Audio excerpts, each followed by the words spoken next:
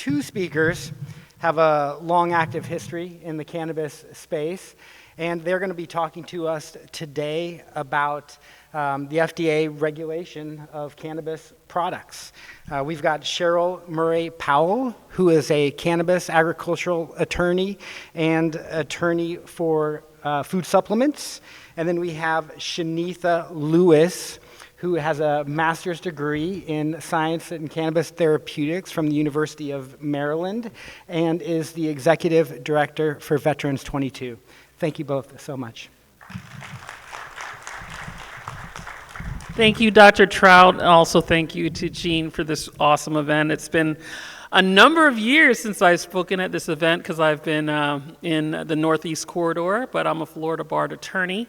As mentioned, my name is Scheril Murray Powell, Esquire. Good morning, Canna Warriors. It's an 8:30 panel and this room is full. That means we're ready for some change. That means we're ready to do this. So thank you for being here and blessing us with your presence. I'm a cannabis agricultural dietary supplement trade, psychedelics, and regulatory attorney. I'm going into my 10th year of practice. I'm a Florida barred attorney, and yeah, I was here when it got legalized. We were pounding the pavement. We were in the Capitol all together. We were speaking on panels, and there's still more progress to be had. The reason that Shanetha and I are here today is to talk about the rescheduling of cannabis. How many of you are deschedule or bust people? A couple. I didn't expect it to be any different at a medical cannabis conference, but you know, I'm a descheduler at heart. But when Shanetha asked me to be her attorney when she was selected out of hundreds of submissions to take part in the hearings, I had to say yes. And I said, I understand there's a pathway for rescheduling being the first bite of the apple as we go through to descheduling this plant. It has been an honor and a privilege to do this work and to present before the DEA. As you're aware, spoiler alert, it's on hold right now. There was a motion to reconsider by some of the what we call the pro DPs or designated participants that actually stayed the proceedings. However, we have been committed all the way through, and we decided as a duo we would do this tour. And she is a graduating high schooler, I have a graduating middle schooler. Those of you who remember me speaking in Florida all over the place, you saw little Judah, 6'4" and 13 years old and going into high school now. But we decided we were going to dedicate some time to doing this tour to hear feedback from the community that we serve and that we will be representing in these hearings, and also to give up-to-date feedback and help you understand what the real deal is. So when we're talking about rescheduling, we're talking about the 8-factor test. We're talking about the 2-part test that was communicated by the Department of Health and Human Services. We're talking about the findings that have to come out of the 8-factor test. That's what we're going to talk about today.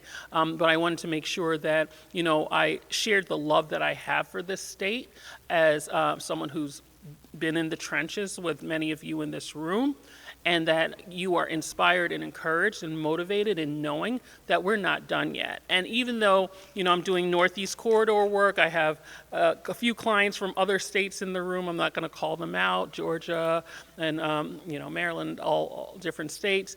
The plan is always to come back to Florida and get it right, okay? But timing is everything. Working on the federal level is very important. I know we have a very local focus here, a regional focus, a state-based focus here, but there have always been some of our Florida advocates that would dip out and do work in the state, be involved in lawsuits at the federal level.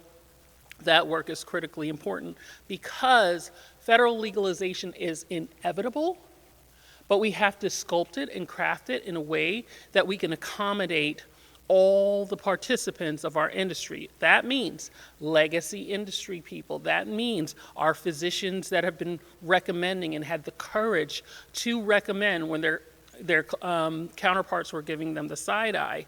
Our, industry operators, how do we accommodate them and make sure that they're not, bypassed if and when it becomes pharmaceutically based. So, we'll go into the 8-factor test. I know we have limited time today. We'll be available all day for questions, but I want to give Shanetha an opportunity to share her story, Veterans Initiative 22's story, and then we'll get into what it's like to be one of 25 designated participants of all the submissions across the country to be able to represent the industry, represent veterans, represent the intersectionality of the veteran community, being the only patient who's a designated participant, and making sure that the DEA hears from us, regardless of what they're going to do in the end. Okay, so let me give you an opportunity to meet Shanetha, who I have a tremendous amount of respect for, and I learn from all the time based on her scientific experience and expertise.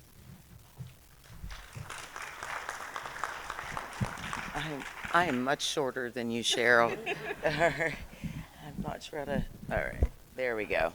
So, my name is Shanetha Marable-Lewis, as Scheril said, and I'm the Executive Director of Veterans Initiative 22, a nonprofit organization whose mission is veteran suicide prevention through safe and affordable access to medical cannabis.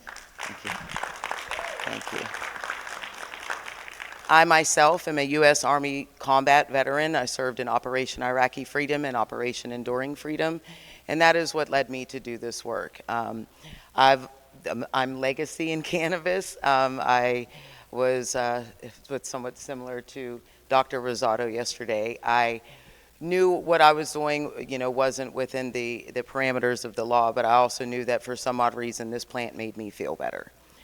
After many years and finally getting it dialed in, I realized, I have PTSD. I was diagnosed with PTSD, and I use cannabis every day to help save my life. Through my work with Veterans Initiative 22, one of the things that I do is obviously track legislation. So I was really on top of the rescheduling process. So I tell people it's quite serendipitous. I didn't think I would be selected. We were a smaller organization. I just was doing what I was supposed to do. I was doing my job. So I went in, I wrote my public comment, and I got the letter. And what's also kind of funny is when I got the letter that I was selected, it was the very last sentence of a very long letter. So when I first read it, I didn't think I was selected. I wrote to my board, I said, hey guys, got the letter, guess what? We're still on hold. And then when I went to bed that night, I read through the whole thing. And read that you have been selected as a designated participant. And thank you. I won't say what I said when I read that at 11:30 at night, but then wrote to my board and explained we're in for a ride. And at that point in time is when I began really studying more this 8-factor test, the 2-part test versus the previous 5-part test.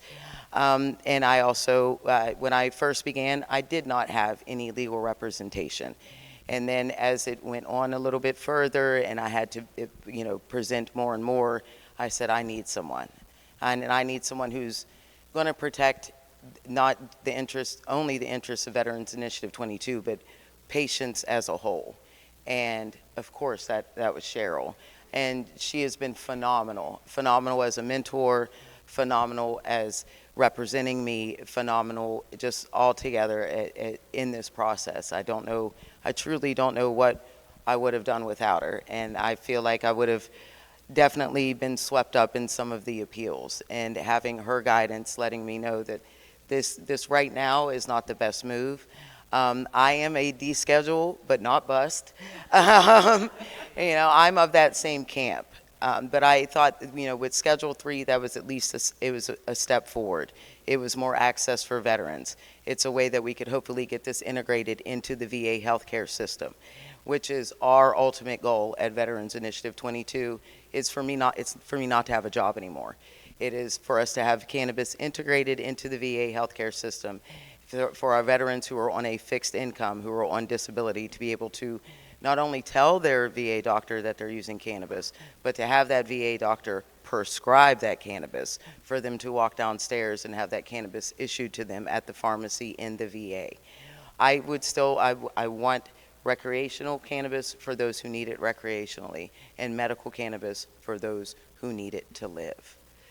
So with that said, I'm going to go ahead and pass it back to Scheril to talk about the legal issues that she's much better at talking about. Thank you, Shanetha. Amazing advocacy, and I know we have a lot of veteran organizations in Florida. You know, I've done legal work for Bud for Vets. I've done legal work for Mission Zero, and I know there are others. I heard from Shanetha; she met some that were just started. So, to all the veterans in the room, thank you for your service.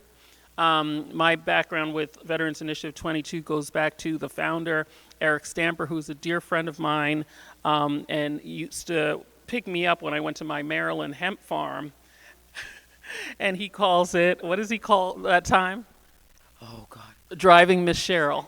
So he would always drive me around Maryland, drive me to my hemp farm when I came into town. So a lot of history. I am a Florida hemp farmer as well. I still have my farm in Okeechobee, a research farm. They call me like the Swiss Army knife of cannabis because I'm at the forefront of sacramental use. I'm at the forefront of cannabis standard development as ASTM D37 committee. I'm on the executive committee. I chair the DEI committee. At the forefront of cannabis research. I've done case studies in Jamaica. I've registered novel foods in the UK and things like that. This is where I live, work, and play, and I love it. But this opportunity to learn, which I'm going to share with you, has been tremendous as far as how does the government think? As cannabis people, we've kind of been like, we curve the government. They haven't always been our friends. But through this process of looking at the rescheduling, you understand the history of what's taken place and how we got here and where the potential is. So the DEA, so let's talk the alphabet soup of all the parties involved in that. We got your DEA, Drug Enforcement Agency. You have the FDA. You have the NIDA, National Institute on Drug Abuse. You have the DOJ, Department of Justice. They all have a role in this rescheduling journey that we're on. The DOJ, they wrote the rule, and they're getting the comments. The DEA, they get to select, the hearing officer, and they're presiding over the proceedings. NIDA co-signed on Health and Human Services recommendation. That's the other part of the alphabet is Health and Human Services. So they sent a letter. So President Biden, back in 2022, time flies, 2022 said, hey, we got to look at this cannabis legalization thing. There's no value in prohibition, basically, and it's harmed people. Let's look at it. Health and Human Services say, I got you on that. We know what we have to evaluate. There's these 8 factors that we need to evaluate. So let's talk about those 8 factors. I'm going to pull them up. So the first factor is its actual or relative potential for abuse. Actual or relative potential for abuse. What does that mean? They don't know. There is no definition for abuse in the CSA, just so you know. And then HHS, and I, in my conversations, as we've been on this journey, we've had amazing advisors. So I want to shout out Kat Packer, who spent a good deal of time with us as we were preparing. And she's like, yeah, they had this huge opportunity in this HHS letter to define abuse, and they didn't, right? So how do we define abuse? Typically at the highest level, abuse is buying cannabis illegally, right? How is that abuse? That is, and then when they're looking at indications of abuse, they're looking at, is there potential for diversion? Or are they buying it based on a medical professional's recommendation or just their own insight? That's what they call abuse. So there's this really broad range of, evaluation with regards to abuse. And we don't even have time today to get into the misrepresentation of cannabis use disorder and the overbroad determination in the DSM of cannabis use disorder. It exists. I'm not going to, this isn't utopia land. It does exist, but people who have been diagnosed with cannabis use disorder, a lot of them have found with reevaluation that that's not what they have. They just use cannabis. So we really need to tighten up with regards to that. Second factor, hold on one second. Yeah. Scientific evidence of the pharmacological effect, if known.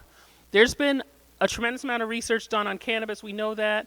You can look it up. There's been international research, but for some reason, a government a lot pretends that we don't have any research with regards to this plant.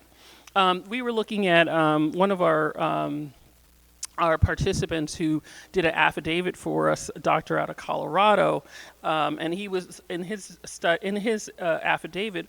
We learned that I think it was 2018. There was like 300,000 studies done, clinical studies done, and there were only like 870 done on cannabis. So it's like such an area with potential for research, but we do have significant amount of research. Third factor, the state of current scientific knowledge regarding the drug or other substance. I mean, some of these factors sound exactly alike, but whatever, So we're talking about scientific evidence in one and the state of current scientific knowledge. Evidence, knowledge, kind of relative there.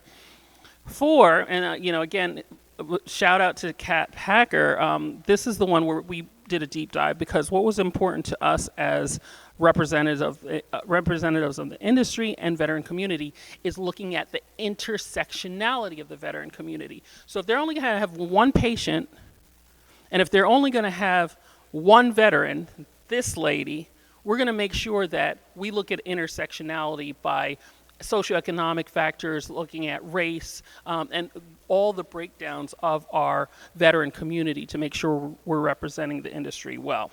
So that 4th factor is the history and current pattern of abuse. And that is where we can look at the draconian rules. We can look at the disproportionate arrests and justice-involved participants. 5, the scope and duration and significance of abuse. Okay, again, abuse at the top, abuse in the middle, abuse at the end, but no definition for abuse. 6, what if any risk is there to public health? So looking at the general public, besides the individual who would be consuming cannabis, how does this impact public health? And I think with regards to this, looking at public health, you have to look at what the residual impacts are of prohibition and the stigma and PTSD with regards to the arrest. There's potential there in this factor 6. 7, it's psychic or physiological dependence liability. So dependence liability, physically or psychologically. All right, and then the 8th factor is whether the substance is an immediate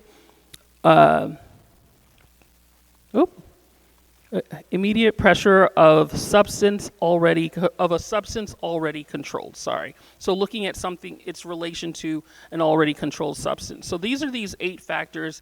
Think there's some duplication. What these 8 factors do is they boil down to 3 findings. So they need to find. There's 3 findings that they need to have, and that's how we get into the CAMU area. So the first finding is guess. One guess. What's the first finding? What it is related to abuse. Potential abuse. Potential or relative abuse. That's the first finding. We've talked about that. The second finding is this whole area where we're probably going to spend a lot of our DEA hearings on, which is called CAMU. You should be familiar with it. Currently acceptable medical use. That is everything with regards to the studies that Shanetha is looking at. All of our testimony, our affidavits really boil down to this currently acceptable medical use and what it means. That's with the CAMU. There's a 2-factor test that the HHS came up with. The first one is, hey, we have, or at the time of the HHS letter, we have 30,000 healthcare practitioners recommending cannabis. Have we learned anything? Yeah, let's get rid of that 8-factor test and really focus on that. We are recommending cannabis. We do have the case studies. We do have the patient histories that we can look at. Is it harmful? The CAMU is all about looking at two factors. The first one being, we have these healthcare practitioners, we have this history of legally recommending cannabis. Let's look at what we learned. Is it accepted by these medical boards? Is it accepted by these respected physicians? And why? The second factor has to do with scientific evidence. Scientific evidence. So two factors, very important, new concept, hopefully a replacement of this long 8-factor test, which is archaic and prejudicial, and really drilling down to CAMU and these two factors. Let's look at what we got in this country with all these states, all these voters saying, we want this, all these healthcare practitioners saying, this is one of the things that I want to have as an option for my patient's treatment, and patients saying, we need to get relief. That's factor one. Factor two comes down to the science. So I'm going to turn back to Shanetha, because that's where she really lives, works, and play, is in the research area. Not only is she a graduate of the University of Maryland School of Pharmacy, she's also a teacher there, and she teaches students how to evaluate these studies to see whether they're good studies or not good studies, and she used that technique to determine which studies we would reference and which studies we would include in our affidavit as we were making our submissions under a clock for this federal DEA rescheduling hearing. Okay, so I'm going to back up just a tiny bit and say, how did we get CAMU? How did we get CAMU? So as Scheril had elated to, we were looking at the 8 factors that were determinative of a control of a substance. So in 2024, the DEA was looking at the controlled substance of 2 synthetic opiates. When they were doing opioids, 2 synthetic opioids. And when they were looking at that, they changed it from the 5-factor analysis to the 2-part test. In the 5-factor analysis, let me get this pulled up, my apologies. So the agency's admission, and I am quoting from Marijuana Moment, they said it better than I could say it. The agency's admission of the 2-factor test, when it came in regards to the synthetic opioids, came in a footnote that was tucked into a notice about an unrelated move for a pair of synthetic opioid drugs. Under federal law, a Schedule I drug has no currently accepted medical use. In the past, the government has relied on a 5-part test to determine whether a substance meets this standard, one that looks at the drug's chemistry, available data, and other health details. They've gone from this very, very stringent 5-factor test to the 2-factor test to determine currently accepted medical use. So for the advocates in the room, just getting HHS, NIDA, FDA to say cannabis has CAMU was, the fireworks were going off. We were, this is what we've been working for. I can't say we because I wasn't a part of it, but I'm going to claim it as mine, for over 20 years, just to get CAMU. We have it now. Many of the opponents, such as Sam, et cetera, are saying that the HHS has just made up this new 2-factor test. They did it just to set up for cannabis legalization, which we all know is not true. They're never going to help us out, not in any way possible. So they're definitely not going to put a new test out there just for, to make cannabis legal. And as we can see with the stalled process, that was BS. So we moved from the 5-part test to the 2-part test. And as Scheril had stated, that the first part of CAMU is about whether there has been healthcare practitioners are recommending cannabis. And as she said, there's over 30,000 healthcare practitioners that are recommending cannabis in the United States right now for over 6 million registered patients. 6 million registered patients. So with that said, then with part 2, that is where we have to prove the scientific evidence of CAMU. And within the HHS and FDA findings, they found CAMU for anorexia, chemo-induced nausea, and pain. And this, I believe, the third condition is why I was selected. As we know, veterans are experiencing chronic pain at extremely high rates compared to that of the general public. We are also seeing a link between chronic pain and suicidal ideation. So that is what, when I was speaking in my letter to my public comment, that is what I related to, that if we're able to help our veterans with their chronic pain, then it's going to lead to less suicides, in which right now we're looking at about 19 suicides a day for veterans as well as active duty.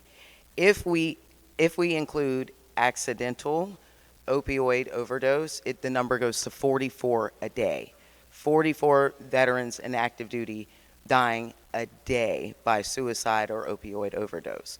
So that is where we were concentrating our scientific evidence that we were presenting in our affidavit, pulling up VA, a lot of VA studies, not just cannabis studies, but these studies about pain, in order to help solidify this CAMU.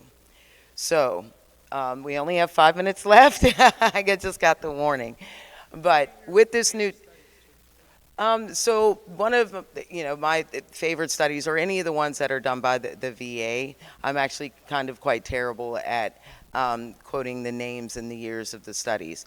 But the one that I just had pulled up is in regard to chronic pain and suicidality, and that one just came out in 2023, and that is where I pulled the 20% data from. So we're looking at 20% of veterans are living every day with chronic pain, which increases their suicidality by 70%, their suicidal thoughts. So if we're able to get pain under control with the use of cannabis, we're going to be able to save veterans' lives. Thank you. Thank you, Shanetha. And, I'll close out with, where do we go next? So, we've had this education, this fast-paced education, as Shanetha being the designated participant, me representing her as counsel, and we want to share it with all of you so you understand how governments think and what will be that turning point of us going from, Schedule 1 to Schedule 3, hopefully, fingers crossed. Please know that they can move us into Schedule 2, which we definitely are not in favor of. Anyone know what some Schedule 1 drugs are? Anyone to shout out some? Psilocybin, even MDMA, and cocaine. Sorry, that's Schedule 2. Heroin, cocaine, Schedule 2. Tylenol with codeine is Schedule 3. So just looking at the scheduling and how we approach the scheduling, it turns on currently accepted medical use.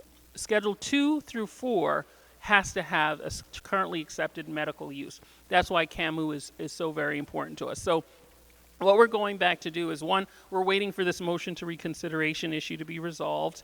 And then from there, we hopefully get our hearing back on the schedule, and then we can represent our communities. I want to shout out Dr. Joseph Rosado, who we know and love from Florida. He is one of our affidavits, and with the fact that he is one of our affidavits, we also have the presence of his first patient, who's unfortunately passed away.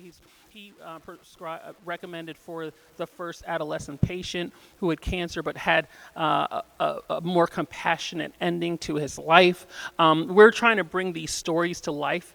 In the affidavits, we have a female veteran who suffered sexual abuse while she was in the military. We're highlighting stories as we're giving our testimony. So we have a very non-conventional approach to these DEA hearings because we want it to represent the living, breathing industry that we love, and we do not take it for granted, this privilege that we have to represent you in this room and the rest of the patients all across the country. So thank you for your time, and we're available for questions. Thank you so much, both of you, for all the work that you're doing in the community. It's amazing. I don't want my husband to call you. CAMU, Cannabis Accepted Medical Use. I had to look up the acronym to see what it actually meant. I can't believe that we're arguing about whether there's accepted medical use of cannabis. What I read in the literature is that there's thousands of years of accepted medical use of cannabis. Again, truly amazing. So our next presenter is